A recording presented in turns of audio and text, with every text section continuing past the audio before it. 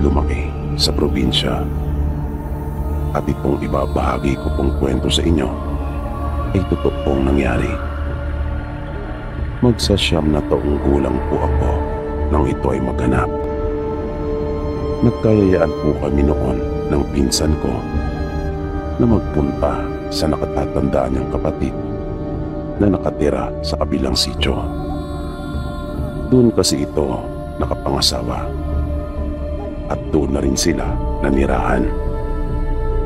Ang pakay talaga namin noon ay para hiramin ang isa sa mga inaalagaan nitong kabayo.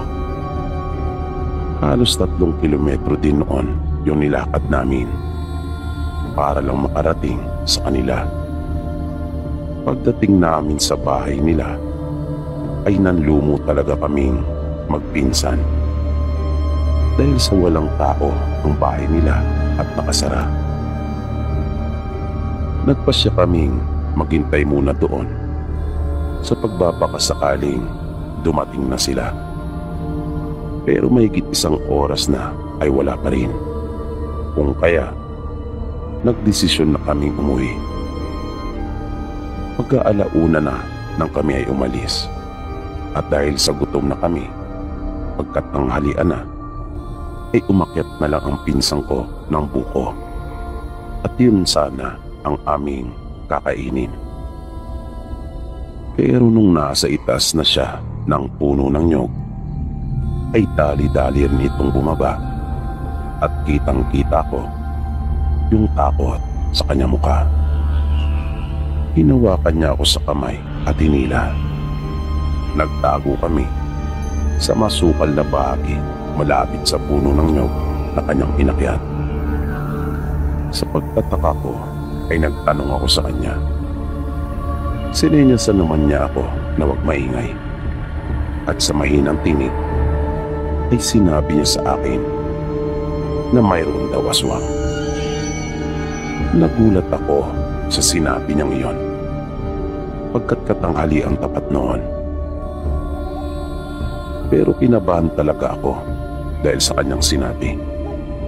Maya-maya ay may nakita nga akong isang tao na bumababa sa kabilang puno ng nyog.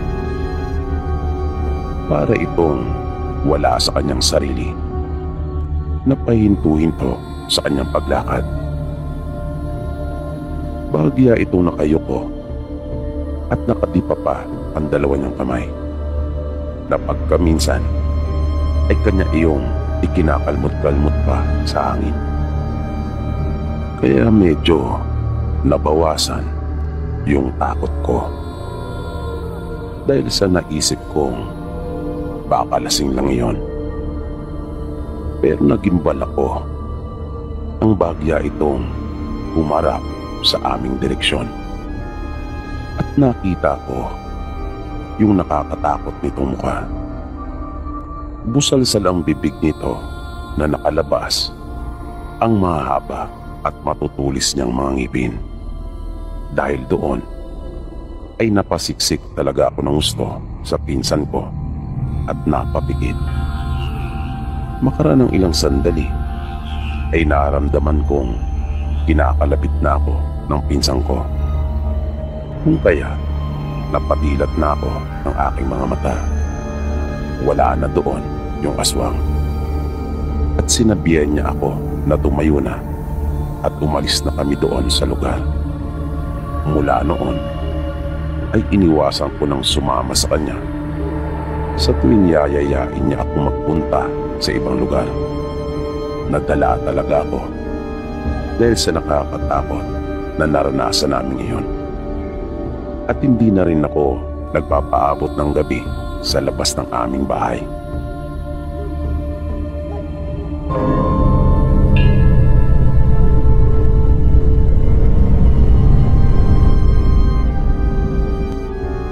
Itong ibabahagi kong kwento ay nangyari noong high school pa kami doon sa aming probinsya. Minsan po ay nagkayayaan kami ng mga kaklase ko na gawin yung project namin sa bahay ng isa naming kamag-aral na kasama namin sa grupo. Kaya pagkatapos ng klase namin, ay dumiretso kami sa bahay nila at doon gumawa. Bali 5 kaming lahat noon. Habang gumagawa kami ng aming proyekto, ay dinalan kami ng lumpia ng nanay ng kaklase namin. Nagtitinda kasi ito ng mga pangmeryenda. Kaya tumigil muna kaming sandali. Inihinto na muna namin yung aming ginagawa at kumain. Pero may napansin ako sa isa naming kaklase na itago na lang natin sa pangalang Joyce. Dahil nang manghingi pa kami ng dagdag na bawang para sa sausawan ng lumpia, ay nakita kong natakot ito. At nabakas ko kaagad yung pag-aalala sa kanyang mukha. At napansin ko rin na talagang iwas na iwas ito. Lalo na nang kumuha pa ng asin ng isa naming kaklase. Hanggang sa bigla na itong nagpaalam at sinabing biglang sumama ang kanyang pakiramdam.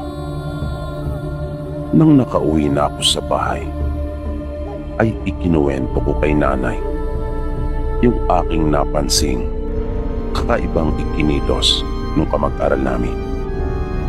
At nagulat ako sa ikinuwento sa akin ng nanay ko.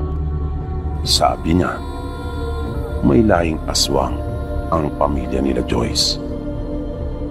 Mga bata pa lang daw sila noon nang unang pumutok ang balita na nakita ang lolo nito na nag-anyong baboy at sumuot sa silong ng bahay ng isa nilang kababaryo at inaswang nito yung buntis na asawa. Pero mariin naman iyong itinanggi nila. At dahil sa ang nakakita at nagkalat ng istorya ay isang lasing, kung kaya marami din ang hindi naniwala. At kabilang ang pamilya nila nanay sa mga taong hindi naniwala ukol sa bali-balitang may lahing aswang ang pamilya nila Joyce. Pero nang minsang naglalakad siya pauwi sa kanila matapos mangahoy, ay nakasalubong ni nanay sa daan yung lolo ni Joyce. Humarang talaga ito sa kanyang daraanan. At napansin niya kaagad na nanlilisik ang mga mata nitong nakatitig sa kanya ng masama. Humihingag ito at dahan-dahang humaba ang mga buhok. Nakasabay din noon yung pagpuspo ng mahaba nitong mga kuko. Sa takot ay napitawang bigla ni nanay yung kanyang mga ipinangahoy. Pero bigla na lang niyang naramdaman ang pagtapik sa kanyang balikat ng isa niyang pinsan at tinanong siya nito kung anong kanyang ginagawa doon. At nang ibaling niyang muli ang tingin sa harapan, ay nawala na doon yung lolo ni Joyce. Kaya mula noon ay naniwala na si nanay na totoo ngang may lahing aswang ang pamilya nito. Dahil sa mga ipinagtapat sa akin ni nanay, ay iniwasan ko na rin si Joyce. Natakot kasi ako. Pero agad naman niya iyong napansin at kanya akong pinumpronta.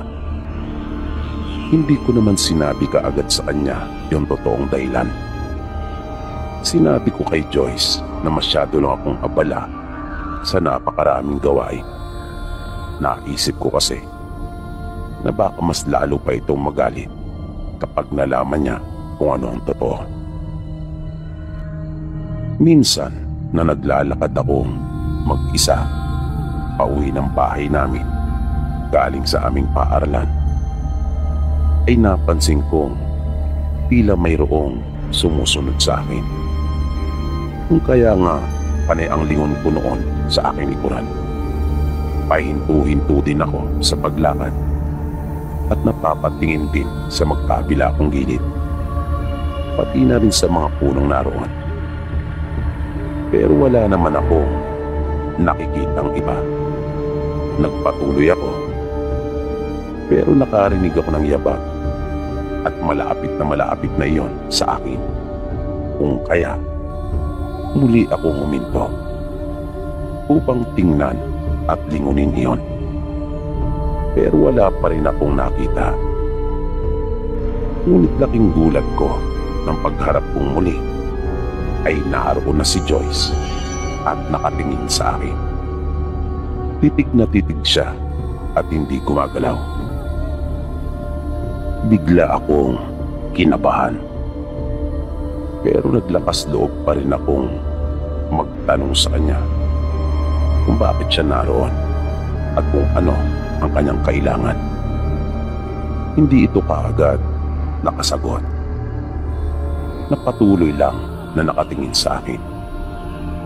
Nangahakbang na ako para maglakad na muli, ay tsaka ito biglang nagsalita at sinabing gusto niya akong makausap. Tinanong niya ako kung alam ko na raw ba ang tungkol sa lihim nila. Bigla akong napaisip. Nag-isip ako ng maaari kong idaylan sa kanya. Pero inunahan na niya ako na akin na lang daw sabihin ang totoo. Dahil doon, kung kaya hindi na rin ako nagpanggap pa, sinabi ko sa kanya na marami naman sa mga kababaryo namin ang nakakaalam na tungkol sa kanilang lihim, lalo na yung mga matatagal na at matatanda sa aming lugar. Napansin kong tila nabigla siya sa aking sinabi na para bang hindi niya inaasahan na masasabi ko yon sa kanya. Ilang segundo ang lumipas bago ito muling nakapagsalita. Sinabi niyang sa aming magkakaklase ay tanging ako lang naman daw ang umiiwas na sa kanya. Kaya hindi raw totoo yung sinasabi ko. Inalaan niya ako na kung ano man yung nalalaman ko tungkol sa lihim ng kanilang pamilya ay sarilinin ko na lang daw at wag nang ipagkalat pa. At dahil sa sinabi niyang iyon ay parang nagpanting naman ang aking tenga. Dahil para niya akong ginawang tsismosa at hindi ako ganong klaseng tao. Kaya sinabi kong hindi ako yung tipo ng tao na mahilig manghimaso sa buhay ng ibang tao. Sinabi ko sa kanyang wala akong pakialam tungkol sa kanilang pamilya at iniwan ko na ito. Pero kinagabihan noon ay bigla na lang akong inapoy ng lagnat. Hindi na nga ako nakakain ng hapunan dahil sa nawalan ako ng gana. At sa tuwing ipipikit ko yung aking mga mata, ay aking nakikita si Joyce. Umabalik sa aking alaala yung naging pag-uusap namin. Pero sa panaginip ko, ay biglang nagbago yung kanyang anyo at kanya akong inatake. Pakailang ulit akong nagising dahil sa bangungot na iyon. Sa pag-aalala ng mga magulang ko, ay ipinatawag na nila nanay yung manggagamot sa aming lugar. Pero bago pa ito makapasok ng bahay namin, ay may nakaengkwentro na kagad ito. Natumanggi naman ito sa amin na sabihin kung sino. Pero malakas ang kutob ko na maaaring isa iyon sa pamilya nila Joyce. At alam ko rin na isa sa kanilang dahilan ng biglaan kong pagkakasakit. Kahit anong pilit na gawin ng mga magulang ko, ay hindi sa kanila inamin o manggagamot kung sino ang gumawa. Humingi pa nga ito ng paumanin sa amin dahil ayaw lang daw niyang lumala pa ang lahat, pagkat alam niyang gaganti talaga ang tatay ko. Nakontra naman iyon ng manggagamot at kanya akong napagaling. Makaraan ang 2 araw. Natatandaan kong araw iyon ng Sabado nang dumating si tatay at mayroon itong iniabot sa akin. Sabi niya, mabisang pangontra umano iyon sa mga aswang. Isa iyong matigas na bagay na napabalot ng telang kulay pula. May tali iyon at kanya iyong itinali sa bewang ko. Pagka-Lunes, pagpasok ko sa paaralan, ay napansin kong hindi man lang makalapit sa akin si Joyce. At hindi rin ito makatingin sa akin. Kaya gumawa ako ng sulat at ipinaabot ko na lamang sa isa naming kamag-aral. Sinabi ko kay Joyce na alam ko kung ano ang kanilang ginawa sa akin. Binantaan ko ito, nalupayan na ako at ang pamilya namin dahil hindi kami papayag na basta ganunin lang nila kami. Sinabi kong gaganti at gaganti ang pamilya namin. Mula noon ay hindi na ako muli pang ginambala ni Joyce hanggang sa magtapos na kami sa high school. Nagpa-Maynila sila at doon na siya nag-aral. Nang magkita kami muli ni Joyce, ay kapwa na kami may pamilya. Pareho na kaming may mga anak. Nagbakasyon sila noon sa probinsya namin dahil piyesta. Una niya akong nginitian, kaya gumanti naman ako ng ngiti sa kanya. Hanggang sa bigla siyang lumapit sa akin at nangumusta. Nagtaka ako dahil nagawa niyang mahawakan yung kamay ko kahit suot ko noon sa bewang yung aking pangontra. At napansin pala niya yung pagtataka ko, kaya sinabi niyang nakawala na siya sa sumpa. Hindi na raw siya ganon, na ang ibig niyang sabihin sa akin ay hindi na siya aswang. Kaya napahigpit yung pagkakahawak ko sa kanyang kamay bilang pagbati ko sa kanya. Marami kaming napag-usapan ukol sa bagay-bagay at naging masaya naman yung aming pag-uusap. Hanggang ngayon ay nagkakausap pa kami kahit sa Maynila na siya nakatira. Naging malapit ang pamilya naming dalawa. Naging ninang at ninong pa nga sila nung bunso naming anak.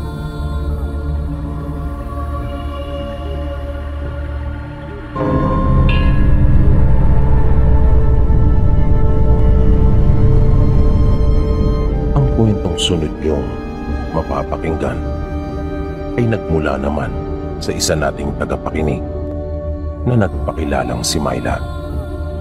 Isang OFW at kasalukuyan pa rin nagtatrabaho doon sa ibang bansa. Ayon sa kanya, mayroon siyang nakakatakot na karanasan na talagang nagpasindak sa kanya ng todo. At hindi niya ito naranasan dito sa atin, kundi sa ibang bansa pa mismo.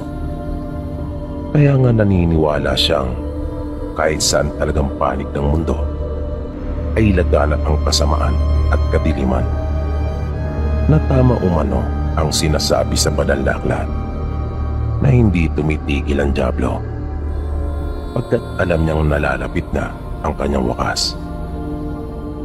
Ayon pa sa kanya, naganap ang nakakatakot niyang karanasang ito nang minsan nagtatrabaho siya. Nakailang beses na rin naman umano siyang naglinis at nagserbisyo sa bahay na iyon. Kaya medyo komportable na siya at kampante. Ngunit ang hindi niya alam ay nababalot pala ng misteryo ang bahay na iyon. Isang araw nang naroon siya sa bahay, matapos niyang malinisan ang parting ibaba, ay umakyat naman siya sa itaas upang linisin ang mga kwartong naroon.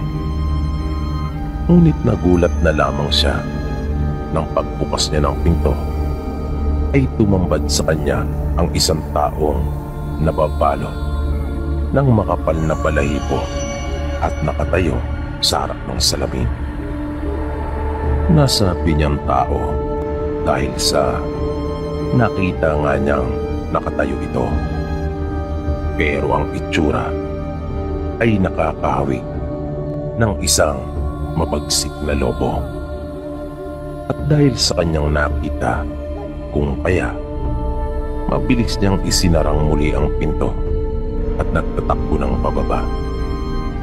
Halos lundagin nga raw niya yung hagdan nang siya ay bumaba dahil sa kanyang pagmamadali. Mula noon ay hindi na talaga siya bumalik pa sa bahay na iyon at nagsikap siyang makahanap ng ibang uri ng trabaho dahil tila nagkapobya na siya dahil sa nangyari. Kung kaya ayaw na niyang pumasok basta-basta sa mga bahay.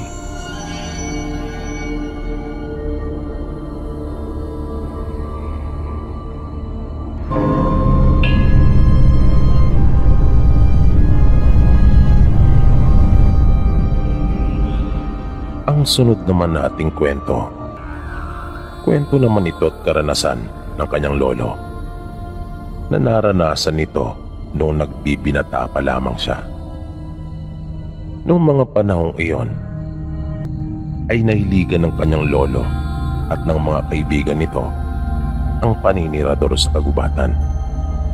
Mahilig din silang magpunta sa mga ilog upang manguha ng mga maaaring may ulam para may uwi sa kanilang pamilya. Kung kaya nga, hinahayaan lamang sila ng kanilang mga magulang. Naisip din kasi nilang mas mainam na yung ganon kesa naman masayang lang ang oras ng kanilang mga anak sa walang kwentang mga bagay. Minsan, habang nasa kagubatan sila at naninirador, ay may narinig silang tilaok ng manok. Malakas umano iyon at paulit-ulit ang pagtilaok. Kung kaya nasabi nilang nasa malapit lang ito. At narinig din nilang hindi lamang iyon nag-iisa. Malakas ang hinala nila na pares ang mga ito, na isang lalaki at isang babae. Mga ligaw na manok ito na tinatawag sa kanilang ilahas kapag tandang at tabag naman kapag inahin, na tinatawag naman itong labuyo sa Tagalog. Bali 5 lahat sila noon, kung kaya naisipan nilang magiwa-hiwalay at paikutan ng mga iyon. Nang layo lamang nila sa isa't isa ay mga 5 dipa.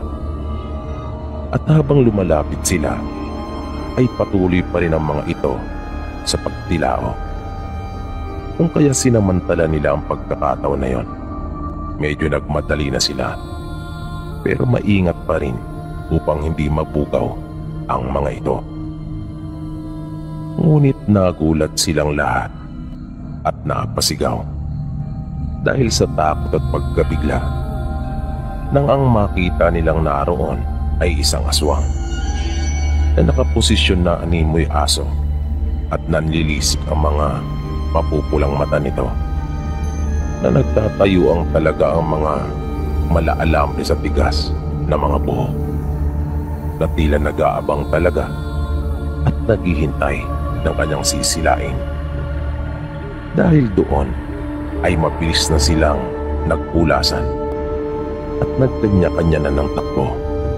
Nagkapunit-punit ang kanilang mga damit dahil sa pagkakasabit sa mga nakausling sanga ng mga halaman. Hindi talaga sila tumigil hanggat kaya pa nilang tumakbo.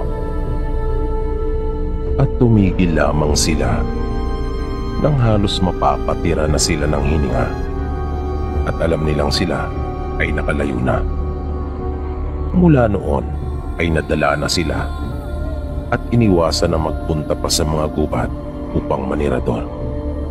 Kaya kwento pa ng lolo ng ating sender, ang ibang mga aswang ay sadyang may kakayahang manggaya ng kahit anumang tunog at likas silang mga mapanlin lang.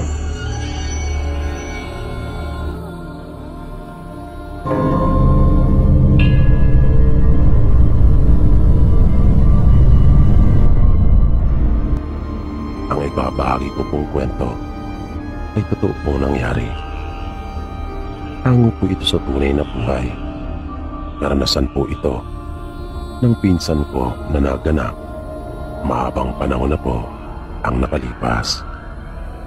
Mga bata pa kami noon at ang pangyayaring ito ay talagang gumimbal sa aming magkakamag-anak at gayon din sa mga kapitbahay nila. Maaluan puno ng pamumuhay ng pinsang kong si Michael. Nakakangat po sila sa buhay dahil ang mga magulang ay maganda ang mga trabaho. Kapwa kasi nakapagtapos ang mga magulang niya sa kolehiyo at pareho din nagtamo ng karangalan.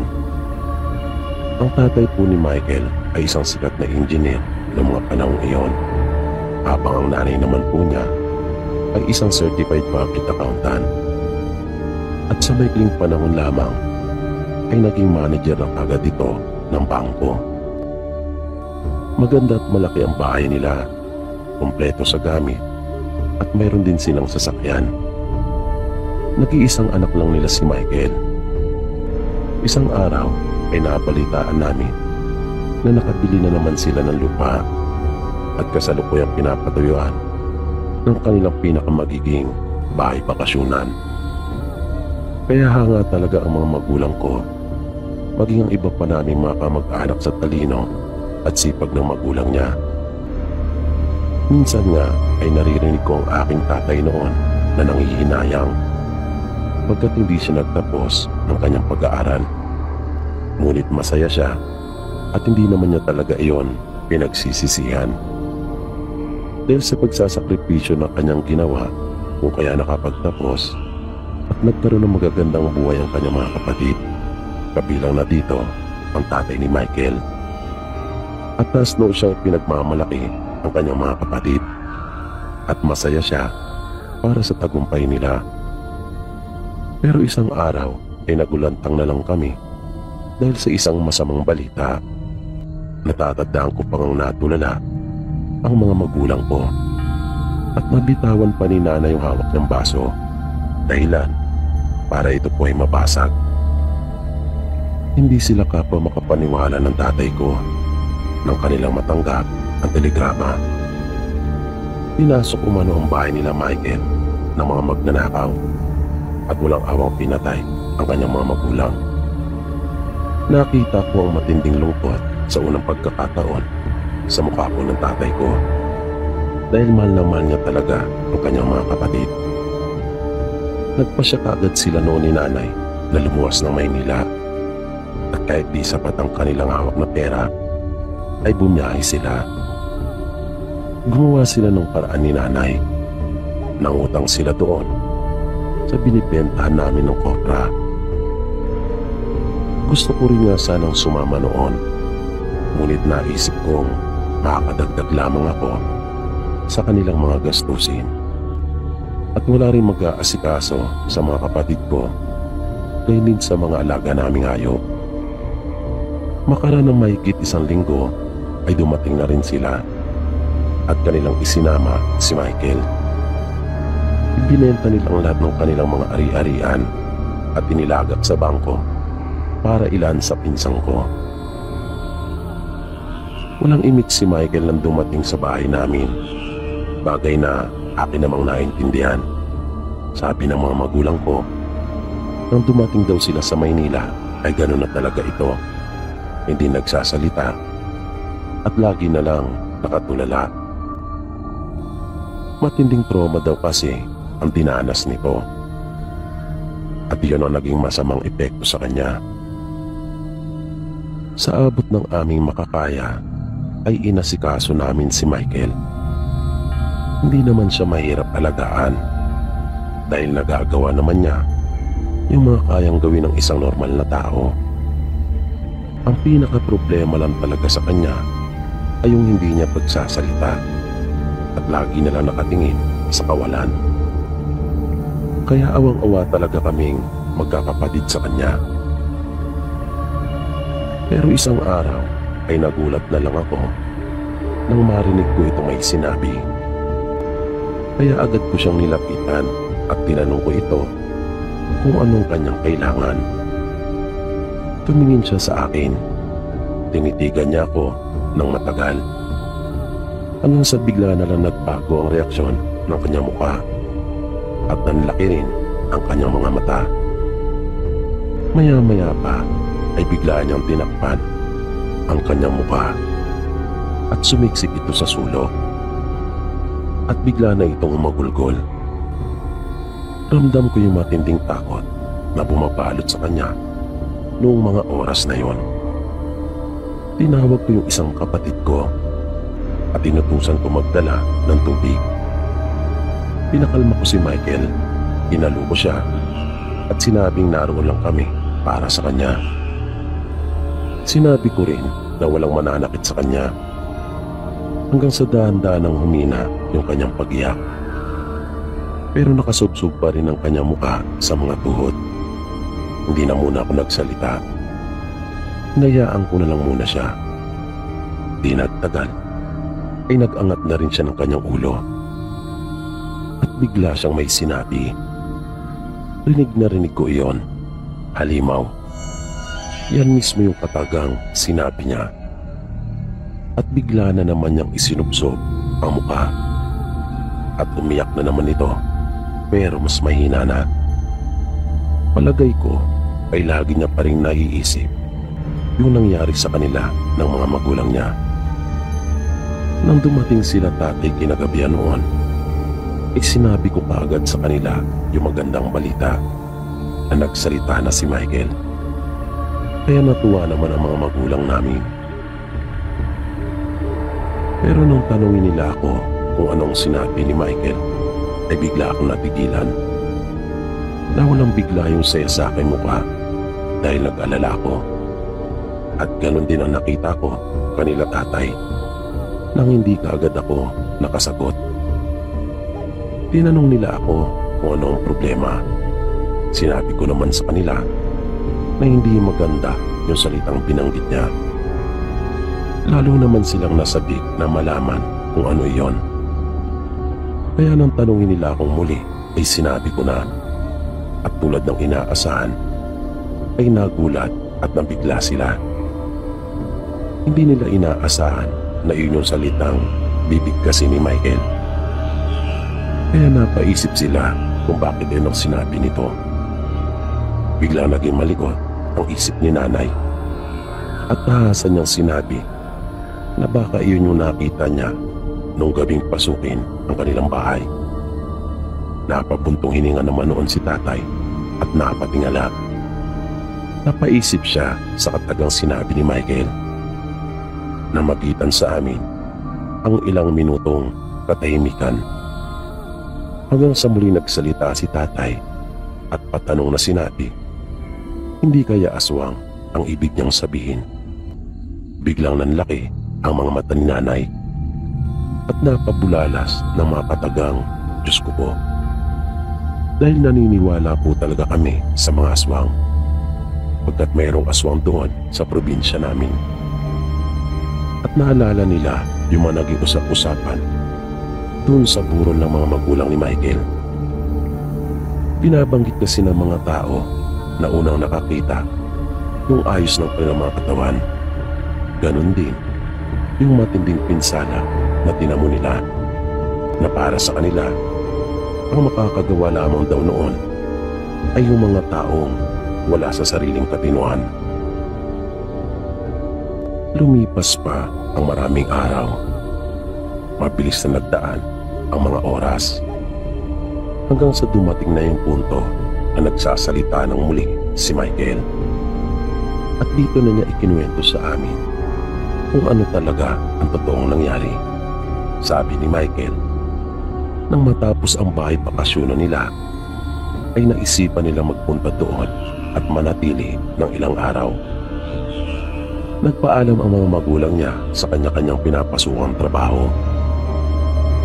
Nang dumating sila doon sa bahay, ay may nakausap na isang babae ang mga magulang niya. Panay daw kasi ang tingin nito sa kanila kung kaya kanila na itong nilapitan.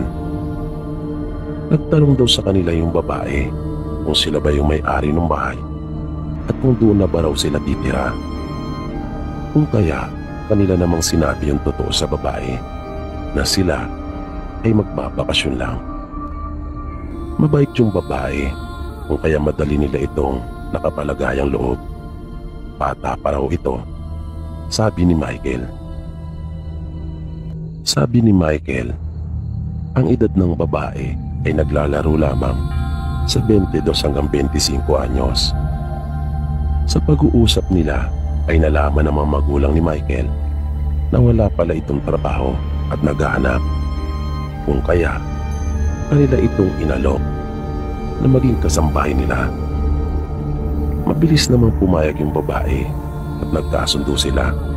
Sabi ni Michael, nang ikalawang araw na nila doon, habang naglalaro siya sa labas, ay may nakita siyang dalawang lalaki at nakita din niya na kinakausap ito ng kanilang kasambahay na nagpakilalang si Gloria.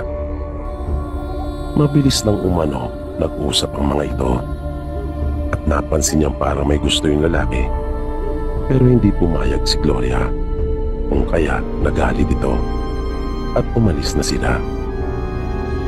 Nang ikatlong araw na nila doon ay nakita niyang muli yung dalawang lalaki at kinakausap na naman ng kanilang kasambahay. Kaya sinabi na raw niya yon sa mga magulang. Sinabi niyang may pumupuntang mga lalaki at kinakausap ni Gloria. Kaya tinanong ng mga magulang niya ang kanilang kasambahay tungkol doon. Sinabi naman nito na kapatid niya yung isa at nangihiram lang ng pera pagkat wala ng panggasto sa kanila. At dahil sa likas na mababait ang mga magulang ni Michael, kung kaya pinahiram nila ng pera si Gloria at sinabing ibigay iyon sa kanyang kapatid. Pero kinagabihan ay nalaman na nila kung ano ang totoo, na hindi niya pala iyon kapatid at hindi rin pera ang dahilan ng ipinupunta nito, kundi ang katawan nilang mag-anak, pagkat aswang pala sila. Pinasok ang bahay nila ng tatlong lalaking aswang. Narinig na lang niya yung mga malalakas na sigaw ng tatay at nanay niya doon sa ibaba. Biglang nagkagulo. Maya-maya ay bumukas ang pinto at biglang pumasok si Gloria. Itinakas siya nito, pero hindi nakaligtas sa kanyang mga paningin yung kalunos-lunos na sinabi ng kanyang mga magulang sa kamay ng mga aswang. Nakita rin niya ang kanilang mga totoong anyo at sinabi sa kanya ni Gloria na hindi niya iyong gusto, na siya ay napilitan lamang. Wala siyang magawa pagkat hindi niya sila kaya. At ito rin pala ay isa ring aswang. Inilayo siya nito mula doon sa bahay at dinala sa himpilan ng pulisya. Si Gloria na rin ang nag-report tungkol sa nangyari sa bahay nila at sinabing pinasok sila ng mga masasamang loob. At matapos iyon, nang makahanap ng tiyempo, ay tumakas na rin ito at iniwan na siya. Kung kaya iyon ang lumabas sa investigasyon, pagnanakaw ang siyang motibo. At dahil biglang nawala yung kanilang kasambahay, kung kaya kasapwat ito. Tumugma naman yung ibang resulta ng naging investigasyon. Dahil may nawawala talagang mga gamit at totoong kasapwat naman talaga yung kasambahay nilang si Gloria. Pero ang pangunay na totoong dahilan ay hindi naman talaga pagnanakaw, kundi ang pagkain sa kanilang mga katawan at aswang ang mga salarin. Yan ang wala at hindi lumutang. Pero paano nga ba paniniwalaan yung ganitong uri ng mga pangungusap? Gayong ang karamihan sa atin ay hindi naman naniniwala sa pag-ira ng mga ganitong uri ng nilalang.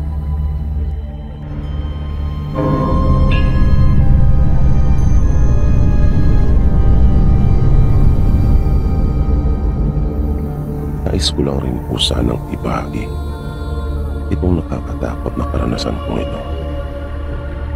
Alam kong sa makakarinig nitong mga sasabihin ko ay talaga pong hindi basta-basta maniniwala. Dahil talaga naman pong mahirap paniwalaan sa una. Lalo pa nga at hindi ikaw ang mismong nakaranas. Ganito din po kasi ang naramdaman ko noon. Hindi ko talaga akalaing makakaranas ako ng ganito katinding pangyayari sa buhay ko. Naganap po ito nang umuwi kami sa probinsya ni Mama. Namatay po kasi yung panganay nilang kapatid. Bali 2 lang kami umuwi ni Mama noon dahil hindi pinayagan si Papa na umabsent sa kanyang trabaho. Hapon na nang dumating kami sa bahay ng kapatid ni Mama.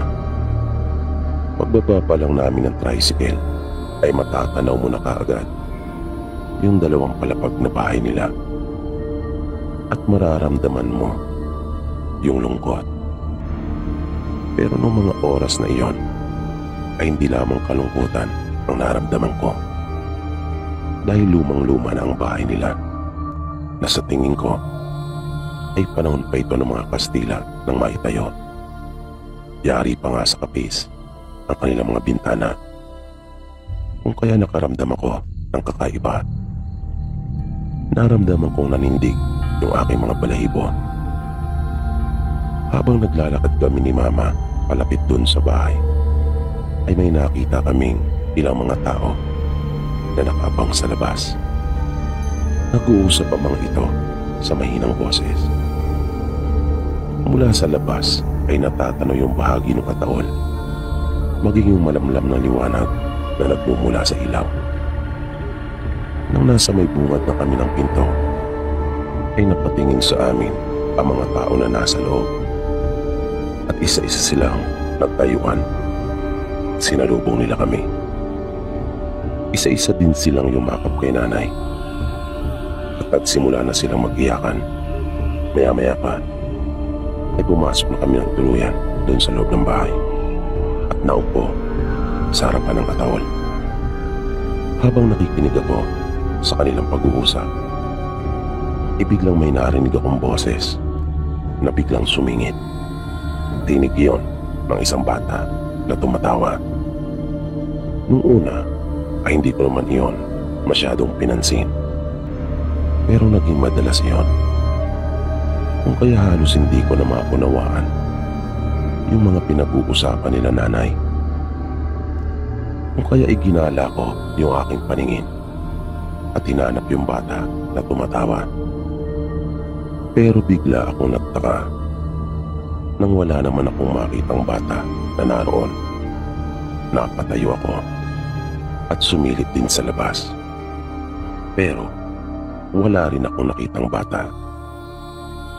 Kaya kinabahan ako at hindi na ako naging komportable pa sa aking kinauupuan. Hanggang sa may naramdaman ako sa aking likuran na para bang pinalabit yung aking suot na damit. Kaya mabilis akong napalingon. Pero wala din akong nakita. Naisip kong marahil ay hangin lang iyon o di kaya naman ay nasa agi lang iyon ng aking katabi. Nung umarap na akong muli ay laking gulat ko nang makakita ako ng batang babae na nasa ilalim ng atawal. Nakasuot ito ng puting damit at may hawak na isang lantang bulaklak. Bigla na lang itong umalis na nagmamadali. Habang ako naman ay wala sa sariling napatayo mula sa aking pagkakaupo at akin siyang sinundan. Hindi ko alam kung ano ang nagtulak sa akin na gawin iyon. Pero parang gumagawa ako nang wala sa sarili kong katinuan at labag sa aking kagustuhan. At dahil marahil sa abala si Nanay sa kanyang pakikipag-usap kung kaya, hindi rin niya ako napansin at hinayaan lang. Nakita ko yung batang babae na nasa labas na at nakatayo. Nakatalikod siya sa akin na para bang hinihintay niya talaga ako. Lumakad akong papalapit sa kanya Nang malapit na ako, ay muli na itong naglakad. At habang tumatagal, ay pabilis siya ng pabilis. Kung kaya, medyo binilisan ko na rin. Hanggang sa nakita ko na lang itong mabilis nang tumatakbo, papunta sa isang balon.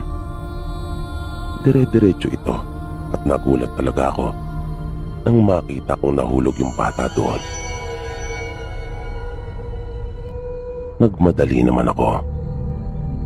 Nakita ko pa yung bata na nahihirapang palutangin yung kanyang sarili mula sa tubig. Ilang beses itong lumubog. Humingi siya ng tulong habang umiiyak. Nakita kong sinisikap niyang iangat yung kanyang isang kamay na para bang meron siyang inaabot. Mabilis akong naghanap ng tali sa paligid pero wala akong nakita. Hanggang sa nakadampot ako ng isang mahabang sanga. Pero nang subukan ko yon ay kapos pa rin at hindi talaga aabot. Nang tatalikod na ako sa balon para maghanap pa ng maaari kong iabot sa bata, ay may naramdaman naman ako na isang napakalakas na pwersa na para bang tumulak sa akin. Kahit pa wala naman akong nakitang iba na naroon. At dahil sa lakas ng pwersa na iyon, ay nahulog ako sa balon. At natagpuan ko na lamang ang aking sarili na naroon na rin sa tubig. Sinubukan kong kapain yung bata, pero nakapagtatakang wala na ito doon. Bigla akong kinabahan dahil naisip ko na baka napakalalim ng balon at lumubog na yung bata sa pinakasaig noon. May napansin akong tipak sa gilid ng balon. Nasa latiyon ng aking paa. At doon ako umapak para hindi ako lumubog. Dahil hindi talaga ako marunong lumangoy. At sigurado akong ikalulunod ko iyon. Pero laking gulat ko na lang nang may maramdaman akong biglang humawak sa aking binti. At bigla akong hinila. Sa lakas noon ay dumulas yung aking paa. At mabilis akong lumubog sa tubig. Sinubukan kong palutangin ang aking sarili. Pero sa tuwing ikakampay ko ang aking mga kamay, ay lalo naman akong lumulubog. Hanggang sa tuluyan na akong bumailalim. At habang daan-daan ako lumulubog, ay nakita ko yung batang babae na naroon din at nakalutang. Nadahan-dahan din siyang lumulubog kasama ko at nakarap siya sa akin. Bigla na lang itong dumilan na akin talaga iyong ikinagulat. Nakita ko ang dugo na dahan-dahang lumalabas mula sa kanyang ilong at mga mata. At iyon na ang huli kong natatandaan. Nawalan na ako ng malay. Hindi ko alam kung gaano na ako katagal nawala ng ulirat. Naramdaman ko na mayroong tumama sa aking katawan. Nang magising ako, ay nakita ko isang lubid at marami ng tao na nasa itaas at nakapalibot sila doon sa balon. Panay ang tanong nila sa akin kung ano raw ang ginagawa ko doon. Ano daw ang nangyari at paano akong nahulog. Nang pagmasdan ko ang aking paligid, ay nagtaka ko kung saan na napunta yung mga tubig. Tuyo na iyon at may mga basura. Nasaan na yung bata? Tanong ko pa sa aking sarili. Pinagtulungan nila akong may ahon mula doon sa balon. Nagtamo ako ng galos at pilay, bunga ng aking pagkakahulog. Ikinuwento kong lahat kay nanay kung ano ang nangyari. At kinumpirma naman ng mga kamag-anak namin na mayroong ngang nagpapakitang bata doon.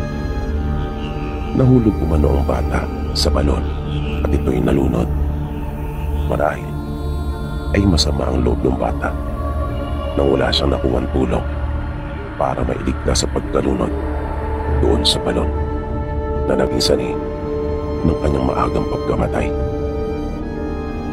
May mga pagkakataon nga raw sa gabi na nakaririnig sila ng mga panagoy sa nasabing balon.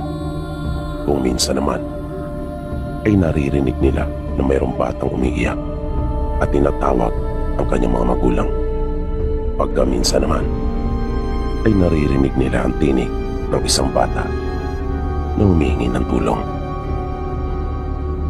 Ayon pa sa mga kamag-anak ni nanay, nakatakda na itong tambakan ng pamahalaang bayan at kanila itong pinapabindisyonan para manahimik na yung kaluluwa ng batang namatay. Matapos mailibing yung kamag-anak namin, ay bumalik na rin kami ni nanay. Habang bumabiyahe kami at nasa bus, ay nakaitlip ako. Nakaupo ko noon sa pinakagilid sa may gitnang bahagi ng bus. Nang magkamalay ako, ay napainat ako ng aking mga kamay habang dahan-dahan kong minumulat ang aking mga mata. At bigla na lang akong natigilan dahil nakita kong muli yung bata na nakasilip at bigla ako nitong nginitian. Natakot ako at napasiksik kay nanay. Nagtaka si nanay sa ikinikilos ko kung kaya kanya akong tinanong. Sinabi ko naman sa kanya na nakita kong muli yung bata at nakasilip ito sa may sandalan ng upuan at tinitingnan ako. Nag-alala si nanay dahil isa lang ang ibig sabihin noon. Sinundan ako at siguradong sasamahan ako hanggang sa bahay namin. At baka hindi na nga ako nito lubayan. Kaya habang nasa biyahe ay tinawagan ni nanay yung kanyang kamag-anak at ikinuwento yung nangyari. Nalaman niyang hindi pa rin pala natatambakan yung balon at hindi pa rin ito nabibindisyonan. Nakiusap si nanay sa kanila na madaliin na ang pag-aasikaso sa balon. At para makalimutan ko yung takot, ay sinikap ko na lang na muling makatulog. Hindi ko alam kung anong oras na noon nang muli ako magising. Pero napatras talaga ako nang makita ko yung maputlang bata na nasa tabi ko na. Nakatayo siya sa gilid ko. Tinanong ako ni nanay kung ano ang nangyayari sa akin. Kung kaya sinabi kong nariyan na naman yung bata at nasa tabi ko lang. Maya-maya ay biglang umiti sa akin yung bata at kasunod noon ay bigla rin itong kumaway na tila ba nagpapaalam na.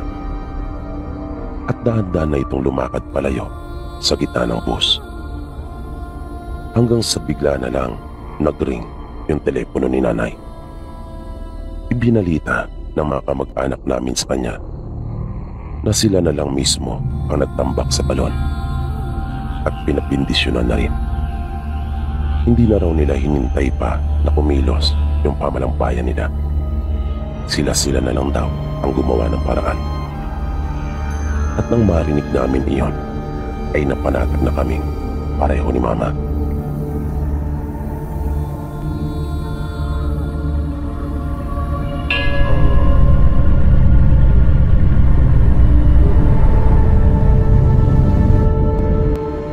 Magbabahagi lang din po ako ng kwento sa inyo. At ito po ay karanasan mismo ng aking ama noong siya ay bata pa doon sa lalawigan ng Visayas. Tawagin niyo na lang po siya sa pangalang Romy. Ang angkan po talaga nila tatay ay nagmula sa Pampanga. Pero dahil sa kanilang hanap buhay, kung kaya kung saan-saan silang lupalop napapadpad. Samut-sari ang kanilang ibinibenta noon. Magmula sa mga kagamitan sa kusina hanggang sa mga kumot at kulambo ay pasan-pasan nila ang mga ito at inilalako. at isinasabay na rin nila pati ang pamimili ng mga sirang alahas, mga lumang barya, at kung ano-ano pang mga mahalaga at antigong bagay. Iyon na ang buhay na kinagisnan ni tatay. At nang makatapos siya ng elementarya, ay hindi na siya nag-aaral pa. Pagkat siya lang ang tanging maaasahan ang kanyang mga magulang noong mga panahon na iyon. Dahil ang kanyang mga kapatid ay bata pa. Kung kaya, siya na ang nakatuwang ng kanilang ama. Habang tumatagal ay palayo ng palayo ang mga lugar na kanilang pinupuntahan. Mula sa hilagang bahagi ng Luzon ay nakarating na sila sa rehiyon ng Bicol. Hanggang sa tumawid pa sila at nakarating ng parteng Visayas. Kasama nila noon ang dalawang kapatid ng kanilang ama. Halos liputin nila ang buong Panay noong mga panahong iyon. At para makatipid ay kung saan-saan lamang sila natutulog. Hindi sila umupa ng bahay. Sanay na sila sa ganong pamamaraan. At kaya nilang magtiis, ika nga, para silang puno ng kawayan na kapag inihipan ng malakas na hangin ay susunod lamang, pero hindi maipupuwal. Sa bawat araw ng kanilang pamumuhay ay ganon ang kanilang ginagawa. Kung minsan ay pinapalad sila at kung minsan naman ay inaalat din. Pero nasanay na sila at ni minsan ay hindi sila nawalan ng pag-asa. Katulad ng isang magbabalot na kahit ang haba na ng nalakad ay wala pa rin bumibili, pero patuloy lang at hindi tumitigil sa pagsigaw. At pag-uwi sa bahay ay ubos pa rin naman ang paninda. Ganon sila katatak. Kahit mahirap ay hindi sila sumusuko. Kung pag-aaralan ko nga sa tuwing magsasalita ang tatay ko, at kahit sa kanyang mga paggawa, parang masasabi ko na wala sa bokabularyo niya yung salitang suko. Pero isang araw ay nasubok minsan pa ang katatagan nila. Kwento sa akin ni tatay, may napuntahan sila noong isang baryo at napansin nilang abalang-abala ang mga tao. Sa pakiwari nila ay mayroong okasyon, ngunit hindi nila masiguro kung ano. At lahat ng mga taong makasalubong nila ay masasaya at pawang mga nakangiti. At talagang napapatingin ang mga ito sa kanila. Naisip naman nila tatay na marahil ay dahil iyon sa kanilang mga pasan na paninda, at siguro dahil na rin sa noon lang sila nakita ng mga ito. Kaya binaliwala lang nila iyon at hindi masyadong binigyan ng pansin. Hanggang sa makarating sila sa pinakapusod ng baryo. May lumapit sa kanila na isang lalaki na may katamtamang taas lang. At tinanong sila kung taga saan. Magalang namang sumagot ang isa sa mga tiyuhin ni tatay at sinabing mula pa sila sa malayo at sila ay mga mangangalakal. Sinabi ng lalaki na sila pala ay mga dayo at kanilang bisita. Inaya sila nito na kumain na muna at magpahinga Pagkat sigurado daw siyang sila ay pagod na at baka nagugutom na rin. Siyempre noong una, sabi ni tatay, ay nagpakipot pa muna sila sa paanyaya ng lalaki. Pero tulad ng inaasahan nila, ay pinilit sila nito. Kung kaya, sumama na rin sila. Na yung bahay pala nito ay yung nasa tapat lamang nila. At habang papalapit sila sa bahay ng lalaki, ay nakikita nilang nakatingin sa kanila ang mga tao, na mga nakangiti naman ang mga ito, na hindi mo iyon ikakailang. Kumbaga, naramdaman daw nila tatay yung mainit na pagtanggap ng mga ito sa kanila.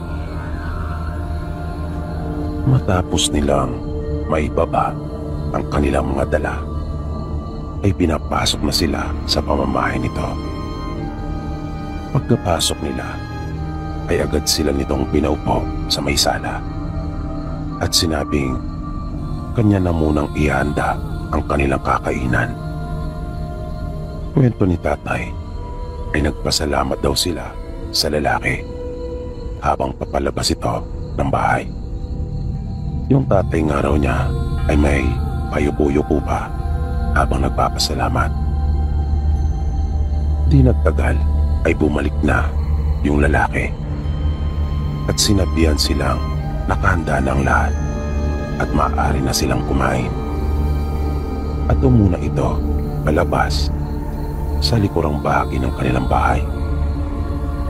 Sumunod naman sila tatay sa lalaki at paglabas nila ay nakita nila yung napakaraming pagkain na nakapatong sa mahabang mesa.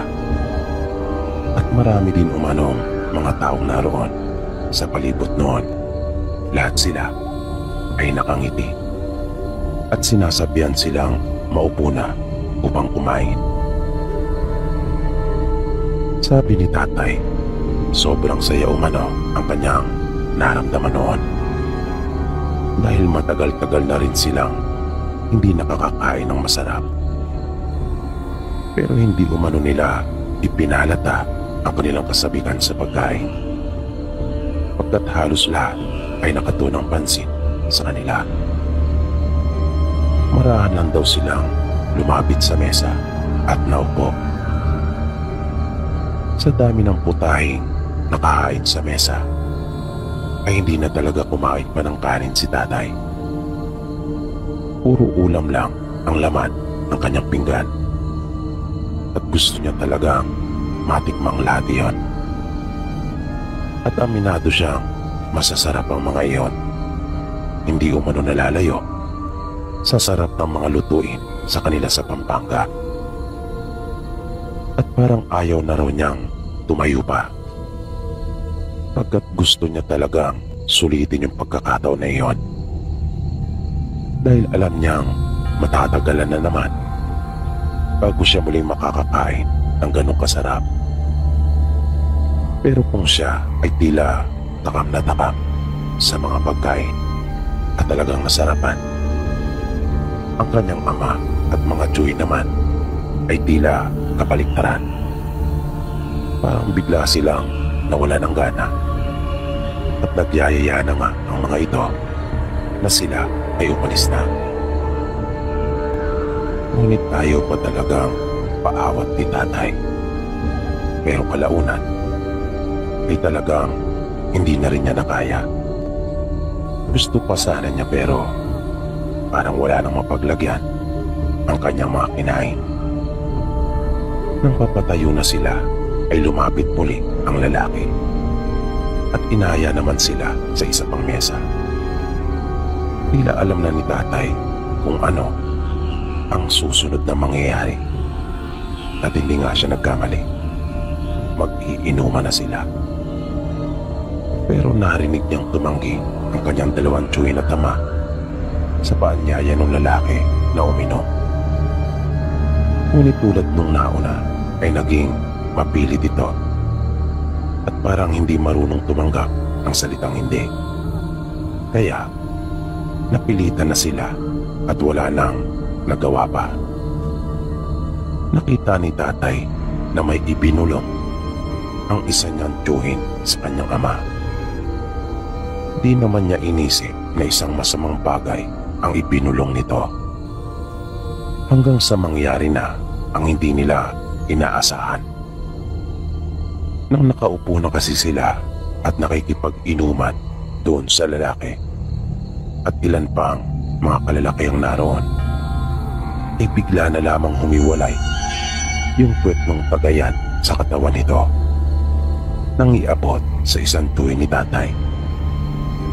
Nangyari iyon sa kalagitnaan na ng kanilang inuman. Dahil doon ay nagulat sila kung bakit napasag ang baso at natapon ang laman noon na ang nakinabang lamang ay yung lupa.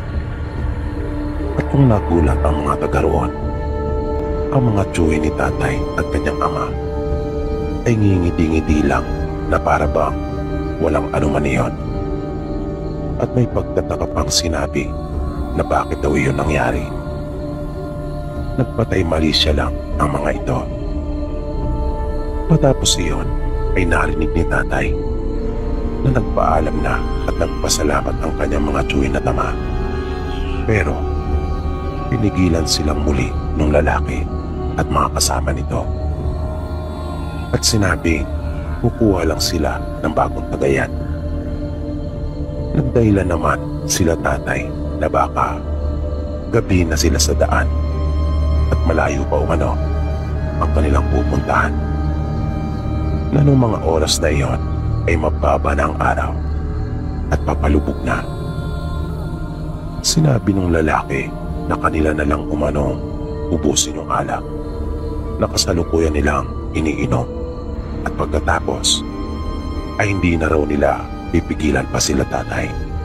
Maaari na raw silang makaalis. Dahil sa pagpupumilit na iyon ng lalaki, ay napapayag nito minsan pa ang ama at dalawang tiyuhin ni tatay. At maya-maya lang ay nariyan na yung bago nilang tagayan. Agad na nagsalin yung isa sa kanilang kainuman at iniabot sa ama ni tatay. Mabilis naman niya iyong nilago at ibinalik ang baso. Nagpatuloy ang inuman. At habang lumilipas ang oras, ay napapansin nilang tila dumarami ang mga taong nasa kanilang paligid. At may napapansin na si tatay na kakaiba sa mga ito. Tila nag-iba na ang kanilang mga tindig. At yung masayahin at magiliw nilang mga muka ay napawi na at naging mabalasi. At halos magkumpulan na ang mga ito doon. Nung mga oras na iyon ay papawala na talaga ang araw. Nasaglit na lang ay magdidilim na. Makailang ulit pa na umikot yung kanilang tagayan. Hanggang sa maghiwalay na muli ang puwet ng baso at katawan nito. Na muling natapon ng alak at napuhos sa lupa. Nang iabot iyon kay Lolo Fernan. Siya yung ama ni tatay. At muling nagulat ang mga naroroon na may halong pagtataka. Muling nag-utos ang lalaki ng panibagong tagayan. Pero pinigilan na ito ni Lolo Fernan. Dumampot ng pulutang isda si Lolo Fernan at kanyang sinaid ang laman sa isang bahagi. Matapos iyon ay kanyang ibinaliktad ng isda at sinaid din ang lahat ng naroon sa bahaging iyon. Nakatingin ang halos lahat ng naroon sa ginagawa ni Lolo Fernan. At kitang-kita nila maging ni tatay na nang baliktaring muli iyon ni Lolo ay nagkaroon uli ng laman yung isda. Kung kaya namangha yung mga taong naroon at napansin nila tatay na biglang dumistansya ang mga ito sa kanila. Matapos iyon ay nakita raw niyang tumayo na ang kanyang ama at nagpaalam. at sumunod na rin sila. Nagsalita pa umano si Lolo Fernan at sinabing wag na raw ituloy pa ng mga ito yung masamang plano sa kanila dahil hindi raw nila sila aatrasan at malalagas lang ang mga ito sa kanila. At hindi nga nila nakitang gumalaw isa man sa mga ito. Nanatili lang silang nakatayo habang pinagmamasdan sila tatay na ipinapasan sa kanilang mga balikat ang kanilang mga dala.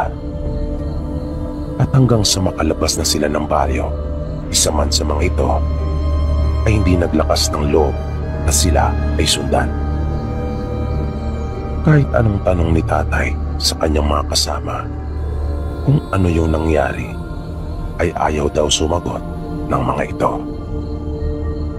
At nang matutulog na sila nung gabing iyon, matapos na makahanap ng magandang pwesto, ay doon pa lamang sila nagkwento. At nanindig ang mga balahibo ni tatay sa kanyang mga narinig. Baryo umano ng aswang ang kanilang napuntahan kanina. At hindi totoo yung mga pagkain kanilang inihain sa kanila. Na tinangka din umano silang lasuni nung nakipag-inuman. Buti na lamang at kanila nang natunugan nung nasa pagkainan pa lamang sila. Kung kaya kanilang inilagay yung kanilang mga pangotra sa pagitan ng dalawang daliri. Kung kaya nga raw nababasag yung mga baso sa tuwing mayroong lason yung iniaabot sa kanila.